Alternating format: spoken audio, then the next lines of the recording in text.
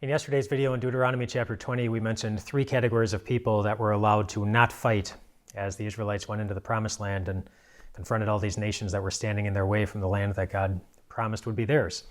It was those who had just bought a home, those who had just planted a vineyard and were ready to harvest, and those who were about to get married. And God allowed them to go home and enjoy those things, and they didn't have to fight. But there was a fourth category of people in that same chapter that God allowed to not fight as the Israelites went in to do battle with all these countries. And that fourth category of people is those who were afraid. God said, if anyone's afraid, let them go home. They don't have to fight. So that's what they did. Anyone who was afraid was able to go home. And do you know what the end result was? They still got to enjoy the victory. God knew they were afraid, and He didn't hold that against them. In fact, their fears didn't stop them from being able to enjoy the victory that God gave them. And the same is true for you. God knows you get afraid from time to time, maybe all the time. It could be of anything. You're afraid of what a sickness is going to do to you or someone that you care about. You're afraid that you won't be able to carry the weight of regret for much longer. You're afraid for the safety of people that you love.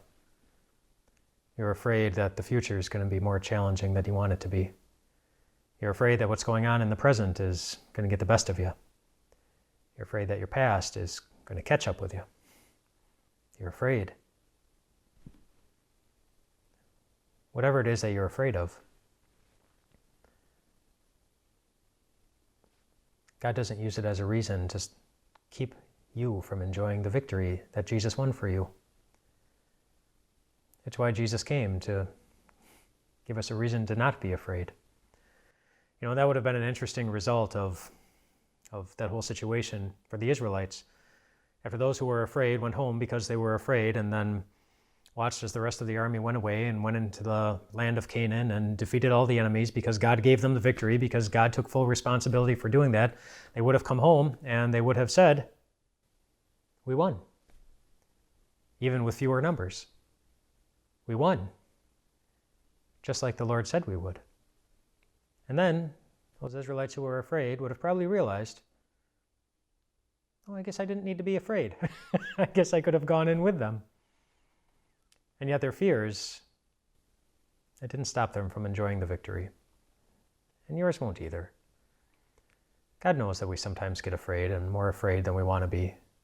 None of us ever want to be afraid, but sometimes the challenges right in front of us are so big that we can't help ourselves.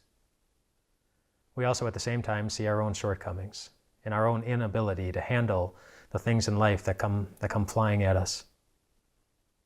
The challenges, the stresses, the temptations, and we become afraid. Which is why God never tells you to look at yourself to stop being afraid. Just look at the God who goes with you into battle and into the worst kind of battles. The battles against sin, the battles against temptation, the battles against Satan himself. God goes with you, and God wins. He wins. And however long you've ever been afraid of whatever you've been afraid, He already gave that victory to you. Your fears don't stop you from enjoying the victory. And really, in that, God gives us the recipe for maybe not being as afraid in the future. Recognizing that the victory is already ours. Keeping our eyes fixed on the God who in His Son and our Savior Jesus already won the greatest victory. We keep our eyes on Him and we can tell ourselves, oh, maybe I don't need to be as afraid as I once was. But even if we sometimes are, and God knows we will be, it still won't stop you from enjoying the greatest victory of all. The one in eternity, the one where you'll never have any reason to be afraid again. God already won that for you. you've already won. So don't be afraid. Rest well tonight, my friends.